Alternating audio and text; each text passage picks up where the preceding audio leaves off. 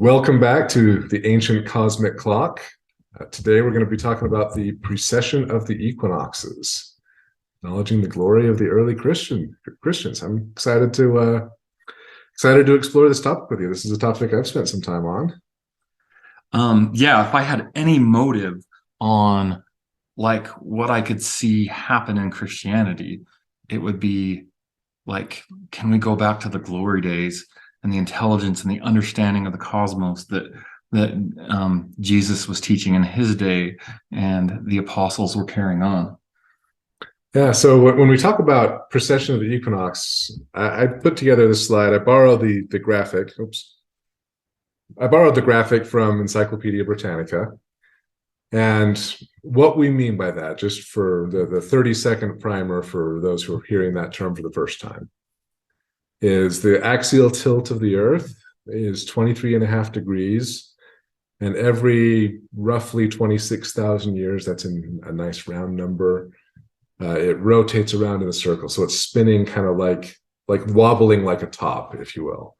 Right now, it points to Polaris, our current North Star, and that's what we perceive as our North Star. And in 14,000 years, roughly, or 12,000 years from now, Vega will be the North Star. And so it works its way around this, which direction in the heavens is north. Okay. And so that's what we mean when we say precession of the equinoxes. And one of the ways we measure, which age something is in is, as I understand it, maybe you can correct me, but it has to do with what's in the sky on the day of the spring equinox. Is that fair correct. enough as a 30-second summary? That is a very good summary. And one thing that's maybe interesting in regards to Christianity, there's some debate about Lucifer's position in the heavens and whether he was an angel of light and whether he fell to the earth, yada yada yada, whether he's in a position of authority. Some Jewish sects like hold on to that tradition, and there's some slight references in the Bible. But what's interesting is when you go back 6,000 years, okay, and you're looking at the North Star 6,000 years ago was the Alpha Star of Draconius, the dragon constellation. The dragon held the north, which would have been considered the throne of God, the throne of the heavens. It held that position, but since has been fallen to the earth. So you mean to tell me, just like John says, the dragon has fallen and Michael and his angels made war? Okay. That's all cosmic. It's drawn in the stars. Very cool. Okay. And that'd be, say, 6,000 years ago, roughly? Yeah. It would have been the North Star 6,000 years ago. Consider that. Okay. So how long is one of these ages we're talking about, usually? They're roughly 2,000 years plus. They're a little more than 2,000. Okay. So should we talk about Age of Taurus? Yeah. Go through? Yeah, I'll be a little light on Taurus. Let's jump ahead to so Taurus was what the age was 6,000 years ago. And one thing to note is Moses, when he went up on the mountain, he came back and then, hey, we're worshiping a golden calf. Like, I'm not promoting idolatry of golden calves, but the time of Moses, he had instituted lamb sacrifices at one point. Yeah, the law of Moses, and which was done correctly in the Age of Aries. All those sacrifices, Age of Aries. And he threw down the calf, which would have been a representation of the age of Taurus. Yeah, okay. So he was getting rid of that age. So yeah, he's saying this age has come to an end and it's the Age of Aries now. That would have lasted roughly from Moses until Jesus, right? Yes, that's a very good point. So you have all these sacrifice of lambs and it builds up. And Jesus was at a transition of an age where the Age of Aries ended, the sacrificial lamb, which it could be called. And one thing to note, like in the biblical record, it says that the heavens went dark at the time when Jesus died. And if it would have went dark, you could have seen the stars. Because it's over the Passover. This is a little bit of a tangent to our discussion, but we're having the real conversation. We don't script these. Yes. Okay. That's part of the fun. But at the time of his death, it would have been at the Passover, right? Which is during the full moon. And so while he's on the cross, the sun gets darkened for a few hours. That it couldn't be a solar eclipse, because that can only happen at a new moon. Got to be something else going on. But anyway, the scriptures make note, all of the gospels, if I remember right, specifically make note that the heavens were darkened, the skies were darkened. And can that be a marker, a sign in the heavens, if you like, since we're talking about reading the signs of the time, for the transition of an age, from the age of Aries, the sacrificial lamb, in this case, Jesus Christ himself hanging on the cross, into the next age. Yeah, and if the lights would have went dark, and if you would have covered up just the sun somehow, and if you could have seen the other stars, it would have made Aries visible right overhead, because it was during that the time of day that the sun would have been at Aries. So if Mr. Burns had blocked out the sun, for those who watch The Simpsons. So anyways, really cool events there. And I haven't done the exact calculations on it, but around that time of year, at about the time that it gives of his death in the Bible, the eastern horizon would have been oriented on the lion too as well. So so he would have passed with Leo on the that seems very appropriate. With the lamb and the lion, both being on the eastern horizon, Leo aligning, and then Aries directly overhead. So it was really remarkable that I believe John was the one that pointed it out. And really remarkable that he had pointed that out. And it's my speculation and belief that John understood the cosmos, understood these deeper things. And especially if he was the author of the book of Revelation, that is the most cosmic book I've ever read. Yeah, he looks at a sign in the sky and he describes all of these different things. I totally agree. Yeah. So from that moment, we transition to the age of Pisces. And this is why I make the claim, like we did at the start, the glory of the original Christians. When Jesus is saying stuff like, I will make you fishers of men, Pisces is the fish. He's oriented to them to the transition of an age. I may not be the best history buff, but to me, that is coming off that Jesus has a greater understanding of the universe, the cosmos, the orientation of the planets and the stars, better than any other group of people on Earth. So to me, that's why I'm referring to this age as the glory of the original Christians and what I would want to return to. And if you go into it deeper and deeper, what was the symbol of the early Christians?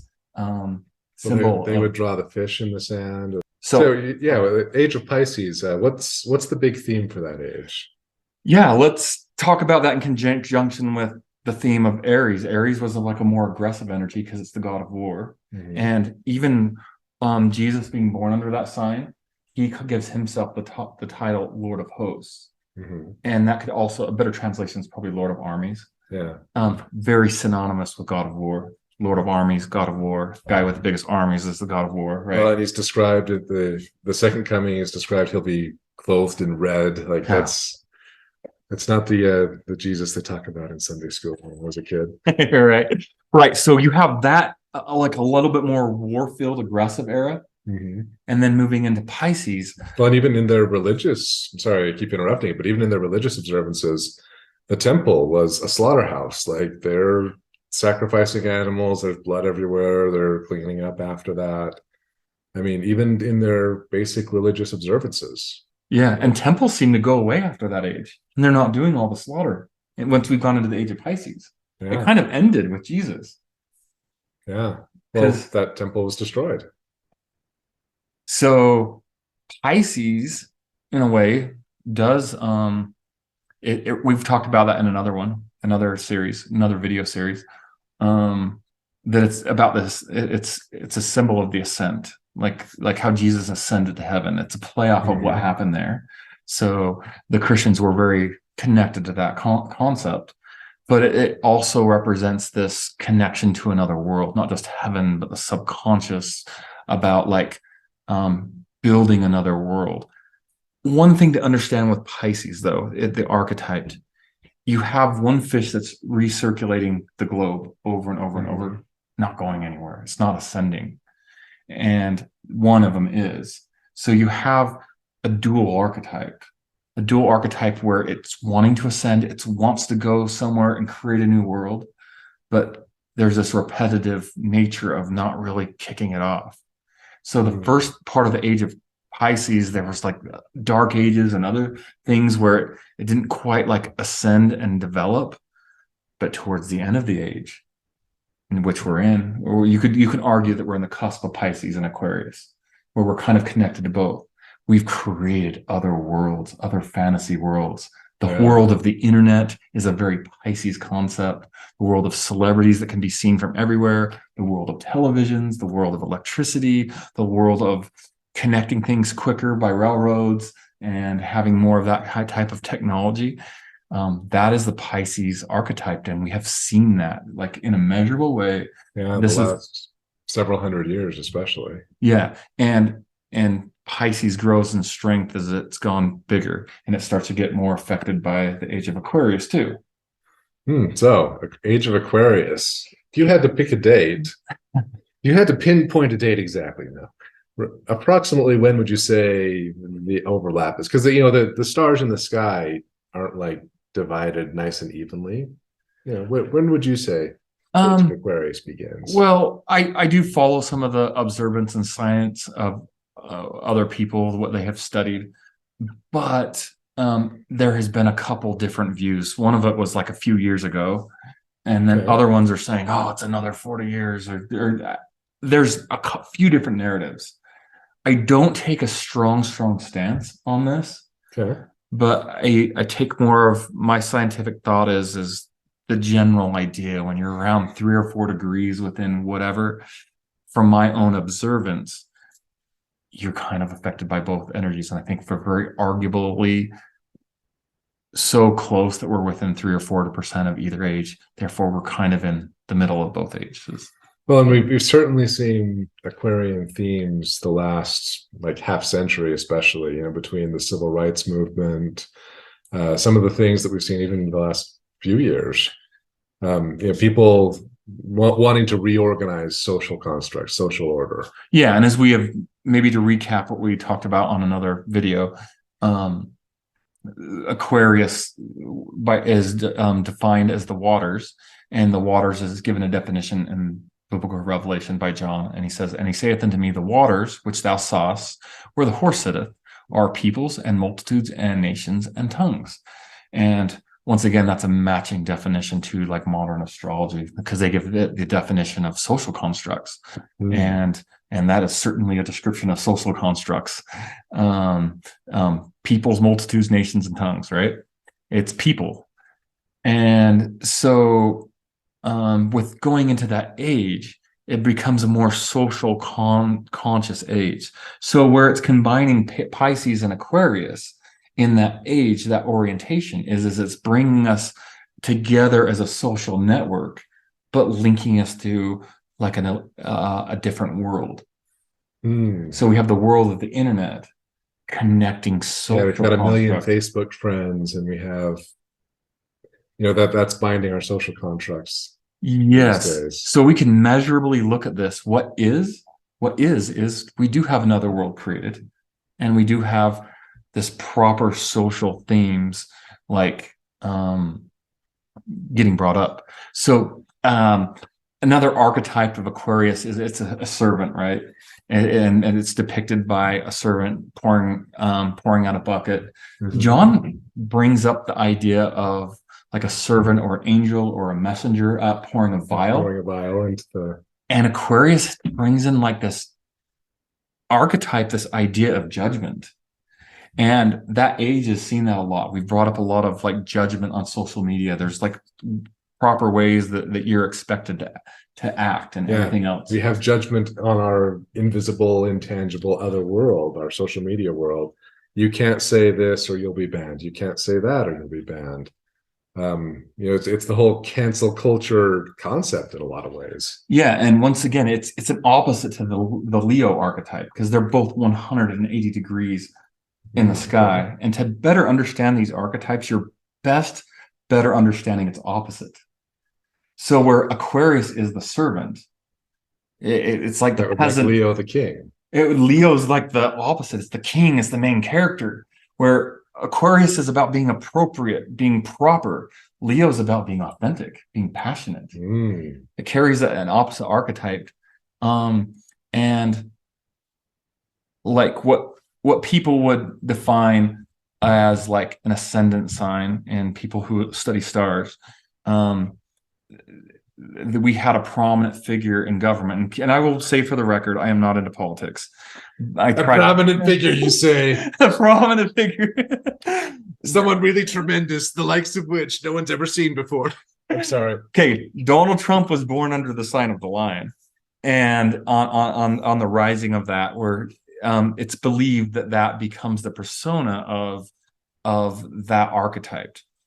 And I some people will say, hey, that's astrology, that's wrong, don't look into that. But the Bible was also like using the signs to prophesy of. It was always that Jesus was going to be born under the sign of the Lamb. And he was very people may have missed this, but in the Bible it doesn't mention a twin for Thomas, and he called him twin all the time. Yeah, so it's almost like Didymus. If they were to call someone, Gemini. That's Gemini. He was calling him by his zodiac sign that he was born under.